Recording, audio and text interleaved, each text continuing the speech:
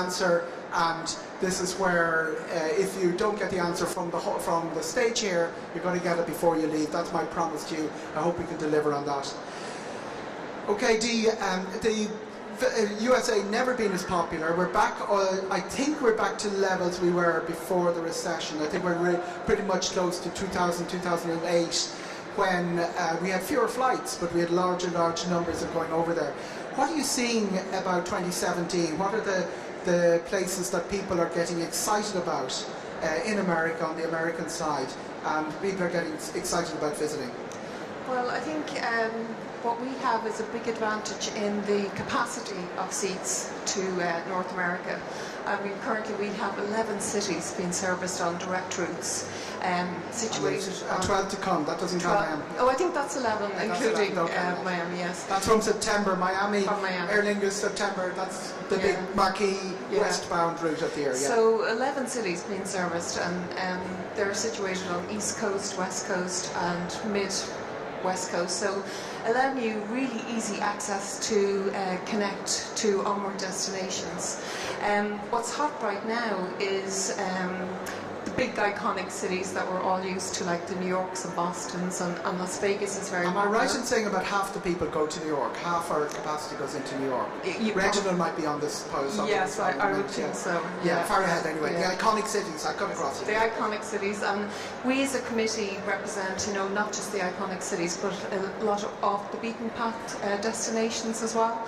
So I think people are trying to include not just one destination, but they're including 2 or possibly 3 destinations, giving a really kind of niche and unique experience. Kristin, same question. You've got a huge range of product.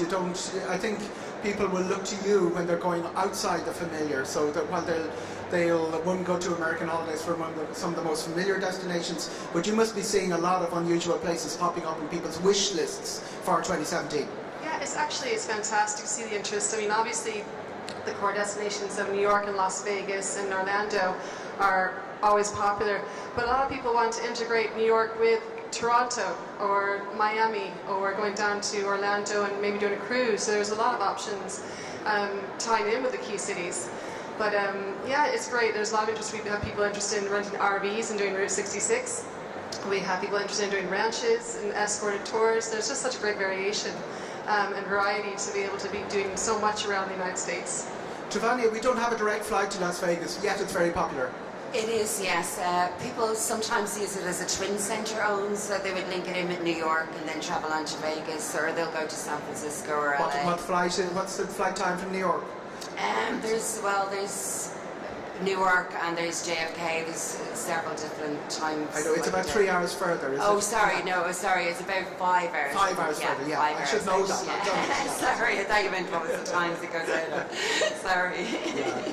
5 hours translates into 8 glasses of red wine or something like that. Yes, exactly, yeah. But anyway, lots happening in Vegas. It's a city that never goes out of date. It's something that changes every year, isn't it? It is constantly changing.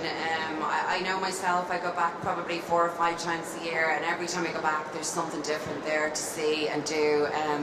We're doing an awful lot with virtual, so on the stand today I have some virtual stuff that I can show people on the laptop, which is really good, because it'll kind of give you a look at what the experiences are live, rather than just kind of looking at the brochures and that. So that's really good, and we have Vegas VR TV at the moment as well that you can link on and check out experiences there as well. But a lot of people are kind of going for different options now. Speed Vegas, we have Dig This. That's new this year, Speed Vegas. It is, yes. It's a racing experience. It's a racing experience, yeah. There's a lot of people going more for the adventure side. Slotzilla down on Fremont Street is the zip line, which is extremely popular now.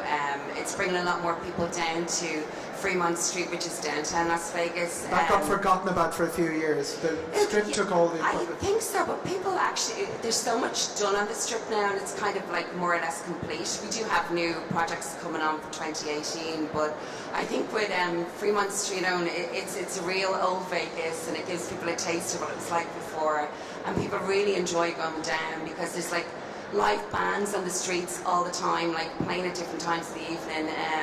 You have the light show on, which is free. It's very good value for money down there also. And I think like the zip line has really brought a lot of people down there because they absolutely love to just zip down the whole street. So it's really exciting. So if you haven't been to Vegas for 6 months, you're so last year, right? Definitely, you're so last year, Owen. You're so right. Reginald, we know New York well. I mean, it's something that Irish people are very familiar with.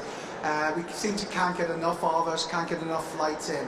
What have you been seeing happening over the last 12 months, and what's coming up in 2017? There's a lot happening in New York City. I mean, luckily, as Dee had stated, there's 400,000 roughly Irish visitors coming from Ireland to the U.S., and half of that are coming to New York City, which we're very, very happy and thankful for. A lot of the things that we're seeing is activity going on in Lower Manhattan, for example. The growth and resurgence of Lower Manhattan with Brookfield Place, the shopping center, Westfield Place as well as the new Oculus, which is downtown Lower Manhattan. Then you have a number of hotels that are coming in that area as well. So you have the Four Seasons, you have the Beekman, you have the Holiday Inn. So you're having a wide variety of hotels in the Lower Manhattan area to get people to experience a bit more from the city.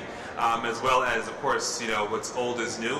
So Tavern on the Green has reopened as of 2 years ago. So that's the famous restaurant in Central Park that's reopened and been refurbished completely. So that's the good things to see. Also, Broadway has a number of hit Broadway shows, not only in Broadway but off Broadway as well. So there's a lot of choices in regards to Broadway performances. So a lot of attractions are coming up in the future of 2017. There is the National Geographic Explorer is coming up spring 2017. For those of you who like American football, we'll have the NFL Museum coming up in the fall, and we'll also have coming up in the spring as well, Gulliver's Gate. So I don't know if you're familiar with that. It's basically a mini city, Gulliver's Gate, so you get to see a mini version of New York City, which will be in Times Square. So there's a lot of new things coming up for you to come over and see in New York City. Now, it's a reputation for being expensive. How do we get around that, Reginald? Well, that, what I'm going to tell you is an okay reputation, but it's not always accurate. New York City is actually, there's value in New York City. So you can find many, many hotels for reasonable prices. You don't have to be forcibly in the Times Square area, the traditional Times Square area. If you go a few blocks south, north, east, or west of Times Square, you'll find rates a little bit less. If you cross the river into Brooklyn or Queens, you'll find rates even lower. How much lower? Anywhere between 15 to 20% less than you would find in Times Square, depending on the season. And if you go out to the boroughs, will it come down again, or out to that's I'm referring to the boroughs. So if the boroughs, it's 15 to 20% less than you would find in the Times Square area. If you're looking anywhere south, north, east, or west of Times Square, it's maybe like 5% less. But it's still a little bit less than you would be in the central part of the heart of Manhattan. And the things to do for free, if you're sort of strapped by, if you've been bankrupted by your children or by your wife's shopping trip to Woodbury Common, and you need to do 2 more days, what free things are there to do in New York City? Well, there are a lot of free things. On our website, we actually have a page. If you go to our website, nycgo.com/free, you will see a list of free items. So there are, in the summertime, there are free movies in the parks all over the city. You also have the opportunity to go into an amusement park, which is down on Coney Island. So Coney Island, which is a beach, if you're going in the summertime, is free. Now, most people would never imagine to go to a beach in New York City, but there is a beach on Coney Island. There's also a beach in the Bronx, Staten Island, as well as in the Rockaways in Queens. There are also... I like that ferry. Instead of taking your overpriced, maybe not overpriced, but your trip to see the Statue of Liberty by boat, you just take the ferry over to Staten Island. So the ferry is also free as well. But so it's free. One of the pluses, it's the same view. It's the same view, but one of the pluses is that many people who do go to New York City take the ferry for free tend to not get off of the ferry and just come make a big U-turn. But luckily, come next year, late this year, early next year, Staten Island will actually have a big draw for everyone. So they'll have the new Ferris wheel, which will be the tallest in the Western Hemisphere, at about 162 feet in height. And so it'll give you fantastic views of Lower Manhattan, also Brooklyn from that vantage point. And for those of you who are on a short time frame, and don't want to go out to Woodbury Common, we will have the first ever outlet shopping center in New York City on Staten Island. So you have over 1.2 million square feet of shopping and a hotel above it. So for those of you who have been on the Staten Island ferry and taken lovely pictures of the Statue of Liberty, now you're going to get off of the ferry and enjoy your time on the Ferris wheel and also going shopping at the Empire Outlets. Because Woodbury Common is how far out? It's about an hour out, is it? Woodbury Common, actually, on a good day with no traffic, is 2 hours outside of New York City. Okay. So it and could so be that's 3 4 hours. hours. It's a 4-hour round trip bus ride. So for those of you who are staying for much longer, for maybe 10 days or so, it's a nice jaunt to get out of New York City and go experience upstate New York a little bit. But if you're on a quick girlfriend's weekend, or take my daughter or take my son, whatever have you, trip, and you want to go to outlets, pop over to Staten Island come next year, or come later this year. 20-minute ferry ride that's free, as Owen had stated, and you get to shop your heart's content. And Century 21, there's loads of those popping up. Century 21, there are loads of them. I know many people believe that there's only one located in Lower Manhattan, next to the 9/11 Memorial Museum. Yes, there is, but there's also one on the Upper West Side, close to the Hotel Beacon. There are 2 in Brooklyn, one downtown and one in Bay Ridge. There's one in Queens and one in the Bronx and one in Staten Island. So you have choices. I hate shopping. I'm really out of my depth here. I'm working hard to make it my sound knowledgeable of it. What do the Irish people do when they get over there? Shopping, obviously. Well, they do like to shop. Irish people, I think, like a bargain. So It's not just about New York. We have to bring the rest of the states. There are 49 other states we better bring in as well. That's true, yes. If you're going to Florida, obviously it's like theme park capital of the world. Lots of fun things for families to do. There's big news there, big developments this year. Yes, Universal. We've an entire new theme park from Universal. They are. Universal seem to recreate themselves every year. There seems to be always something new to offer for families. Even if you've been there last year, you're going to find if you went new about attractions 5 years this ago, year. they had 2 theme parks. And then they didn't actually open a new theme park, but they might as well have when they created the world of Harry Potter. And that did something very interesting. It elevated them from being very far behind Disney to actually within reach of them in numbers wise. Yeah. And as Dee says, there's something else exciting happening this year. We've got an entire new water park coming called Volcano Bay. Volcano Bay, yes, and I believe that's opening on the 22nd of May. Right. Yeah, so it's a whole new water theme park that's in the resort, and they opened a new hotel this year below Sapphire Falls. And I think they're planning to open another new hotel in the next year or so. And then they have opened Harry Potter in Universal Studios on the West Coast. California. Yeah, and so California obviously has beautiful beaches, and it's the state that has the biggest amount of national parks. So the great outdoors for family activities is a wonderful thing to do. And Kristin, what are you noticing when people go outside of the icons? Where are the sort of places that they go? If it's not going to be New York, what are the unusual? Is there anything there that's surprising you in people's choices for 2017 for the itineraries? I think I've been getting a lot of phone calls about ranches and tours up in Yellowstone and up in Idaho, Yellowstone National Park, up in hiring camper vans to go from Seattle down to Northern California and then cruise down the coast. And what do? You do a self-drive? Is that how? Is that the best way? Yeah, we can fly. Because it's very easy, isn't it? Even though it's the other side of the road. Yeah, and a lot of those drives, especially like California, that drive down PCH on through Big Sur, everyone's doing the exact same thing. They're just easing their way down the coastline. There's no pressure that you find on the motorways. It's very relaxed, very easy to drive. And Route 66 you mentioned previously, it's all the rage, isn't it? Yeah, I mean, there's so many ways you can do Route 66 now. You can do an escort tour, you can do it on Harley Davidsons, you can do an RV, you can do a fly drive. I mean, it's a great way to start in Chicago and end in Santa Monica. So it's cruise through the States. It's brilliant. We have roving mics. Anybody wants to throw in a question, let's put up your hand.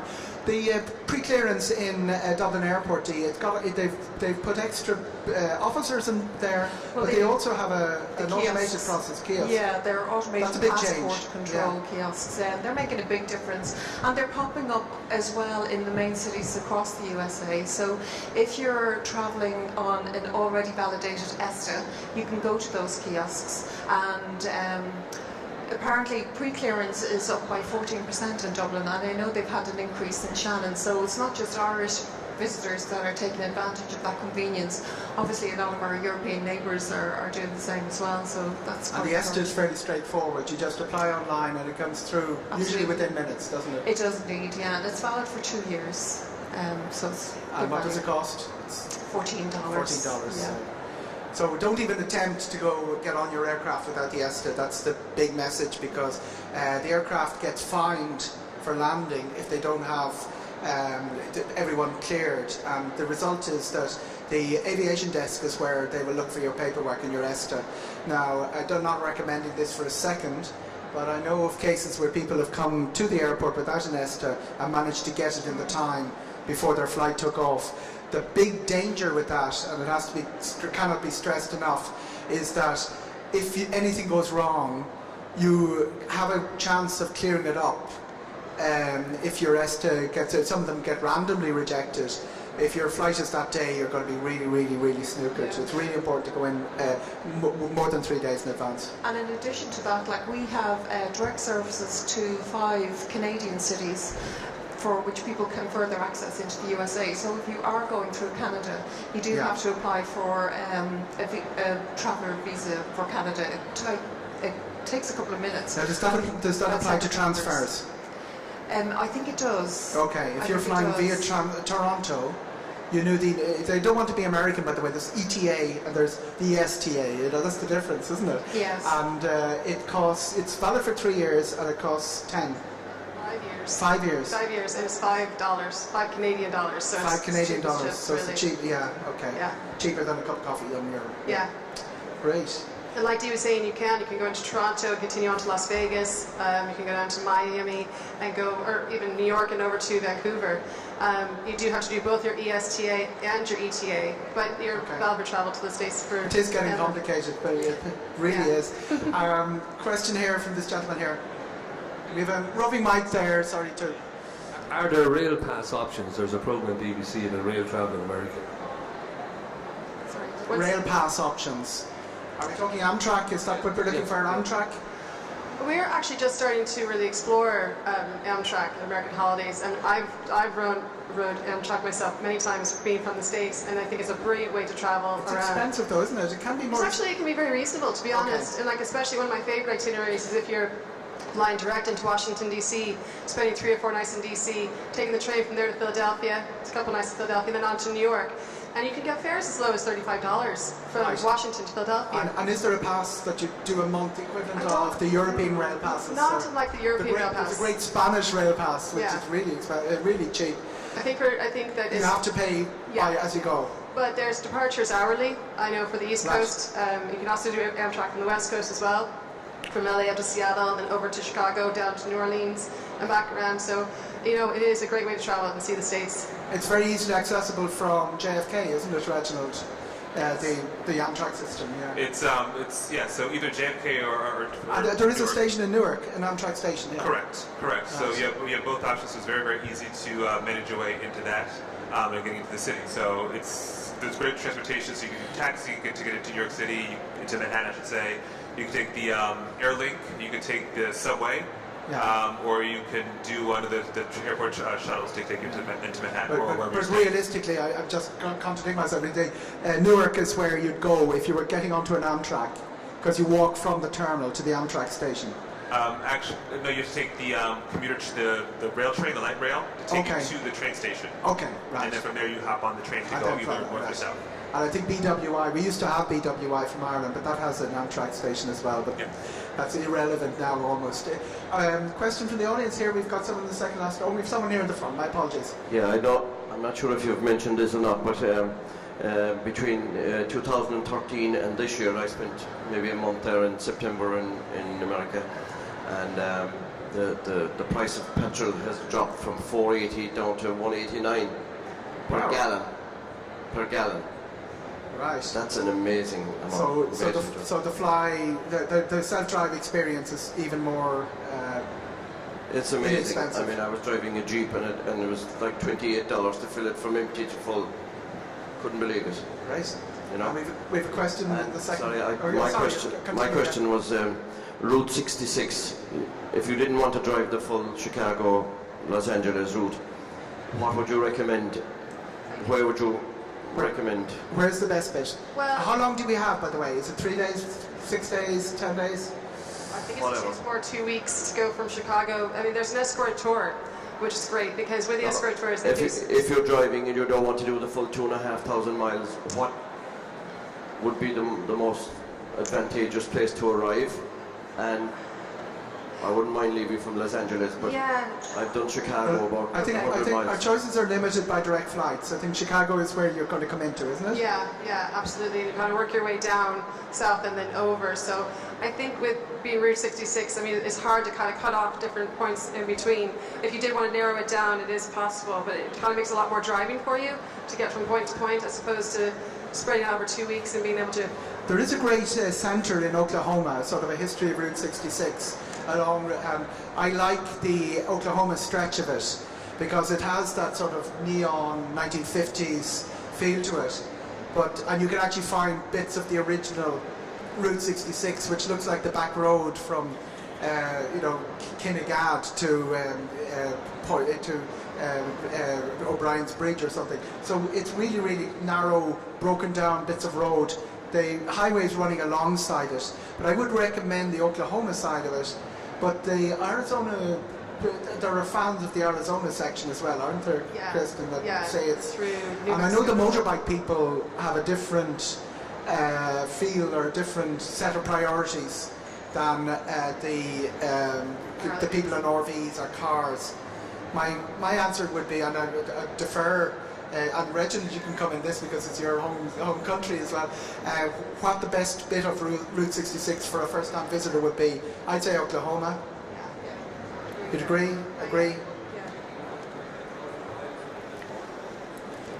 Yeah, well, the way Illinois would work is Chicago down, and your next stop is going to be probably Kansas, is it, and then Oklahoma, and then you're moving west. Then it's a different. You see, when you come from somewhere green and lush and beautiful like Ireland, the desert really makes your heart dance.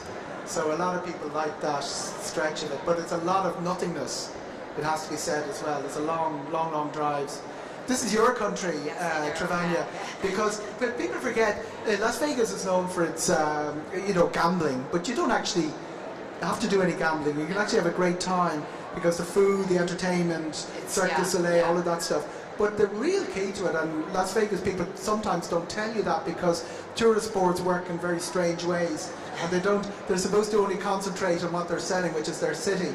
But there's landscape and the countryside. The escape to the countryside around Vegas is amazing. It's amazing, it is. Like, there's a lot to see around it. And in Nevada as well, a lot of people are taking those extra trips and actually doing the couple of days outside of Vegas and adding it on now. I see that a lot even on the stand. People are asking for more advice on that. So and everybody says the Grand Canyon, but the Grand Canyon, yeah. But there's loads more, isn't there? There is loads more. There really is. Even if you go, God, a couple of hours outside, there's so much more to see. And Death Valley really is reachable. Death Valley is amazing. And those beautiful as well. mining towns, Tonopah. Fabulous, like really nice places to see there. Sorry, I didn't forget you in the back. You have a question coming in from there, and we have the microphone down there, I think, at this stage, yeah.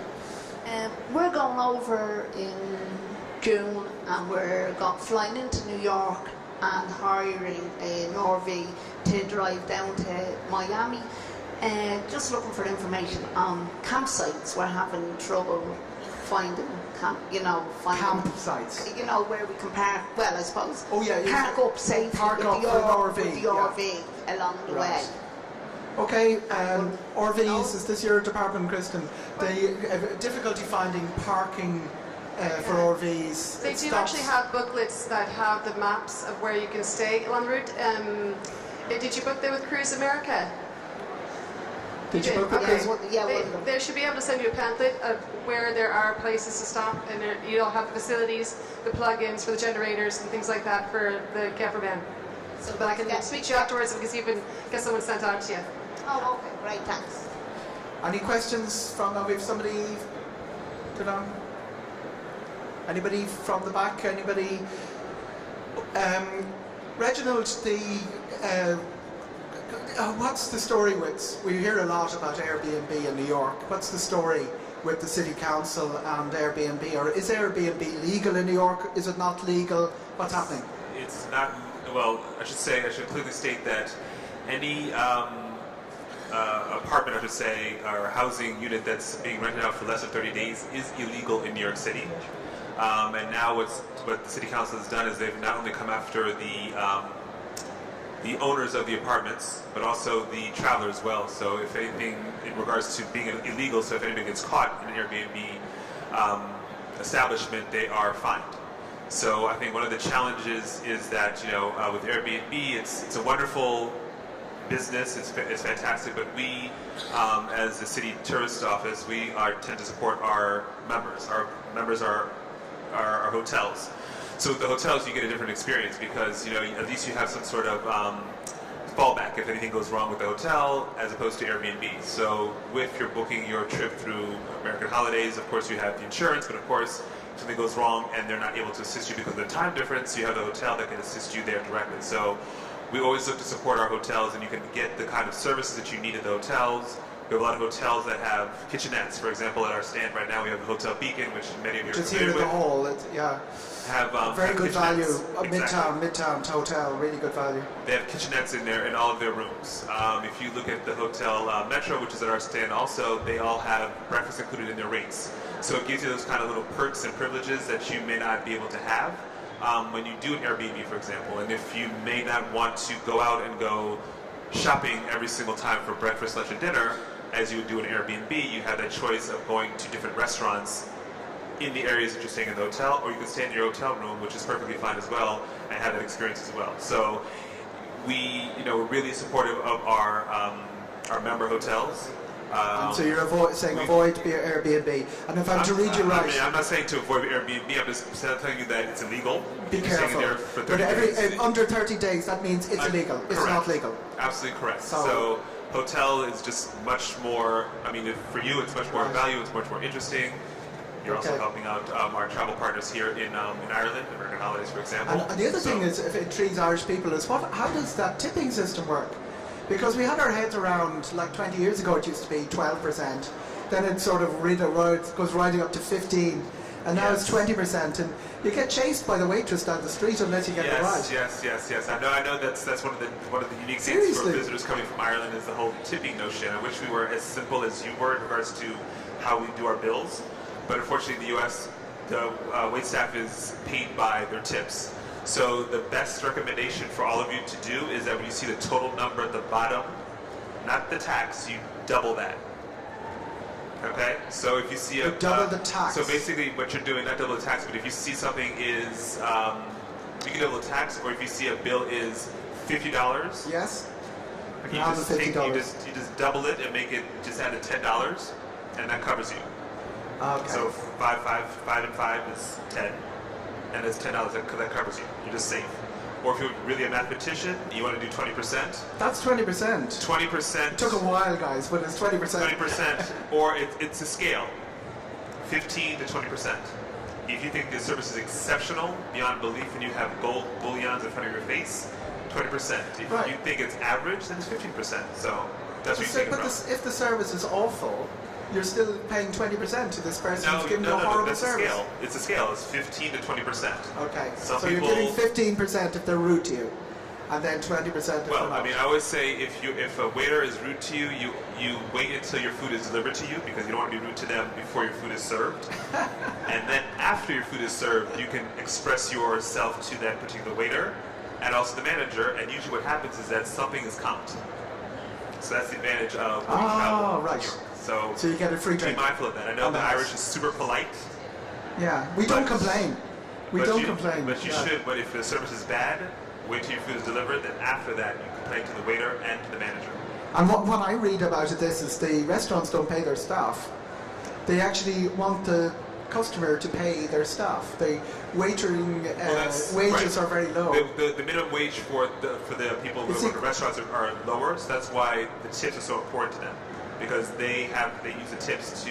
It's the equivalent of the survive. bus conductor coming around, or bus driver saying, "But that's for the journey, and here's my wages. Can you give me a few?" But also you have to keep in mind also the fact that when you leave the tip, they get taxed on it, don't they? the revenue charged them, whether you tip them or not, so you're actually taking money away from them if you don't tip. If you don't tip, exactly. And you have to be mindful of the fact also that the tip does not only go to that one waiter that served you, it goes to the busboy, it goes to the bartender, it goes to the cook, it goes to the people, the hands inside the kitchen. So if it's 4 people, that 20% really doesn't go that far.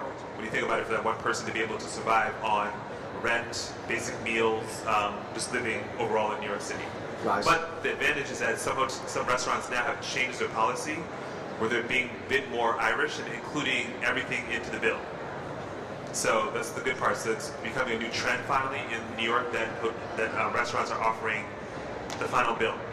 As it's $25, it's $25, period. No need to do the mathematics and figure out what it is. And I'm not a mathematician, which is why it took me a while.